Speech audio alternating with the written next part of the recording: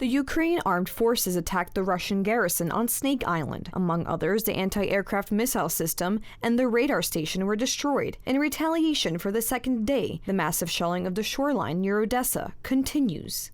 The Russians used the tactics of scattered but almost synchronous missile attacks in conjunction with artillery fire. They attacked Mykolaiv and Ochakiv. Port infrastructure, cranes, buildings, and electrical networks were destroyed. Residential districts were also fired upon. Forbidden cluster missiles were used again.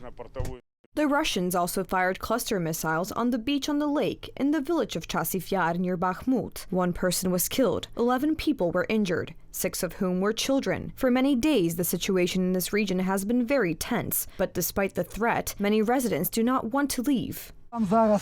The greatest hell is there now. The enemy has been unable to repel our troops for a month now. Bombs everything it can. Rockets, phosphorus missiles, artillery. The boys are entrenched and keeping their positions. We are absolutely aware of what we are fighting for. There are things on this earth that are more worth than our lives. We fight not only for the land, we fight for the future of our children.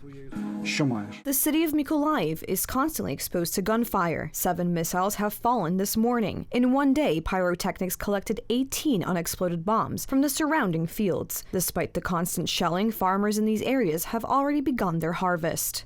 Good morning. We are from Ukraine. I'm visiting our farmers now. The Russians are shooting while we are working. The harvest has begun. Today we will arrange the details of the round-the-clock work in the field and the transport of grain to the granaries.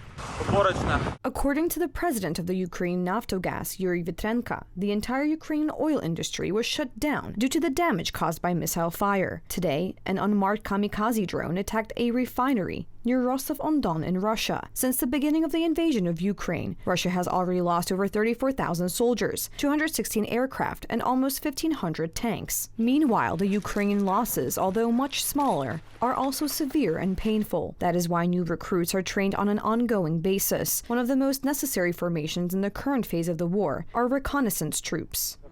A muscular body is of little importance in modern warfare, and in our profession, the thinner the soldier, the better. As soon as he shows dexterity, cleverness, and cunning, he will be a scout. If he is able to outsmart me during training, I am sure he'll also outsmart the enemy.